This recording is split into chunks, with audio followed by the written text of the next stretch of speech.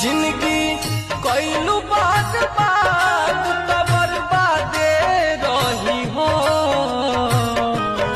जवान दिल बाड़ दर्द दर्दिया याद रही हो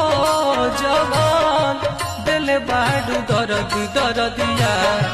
याद रही हो अब तो गम भी सनम तहरा बादे रही हो अब तो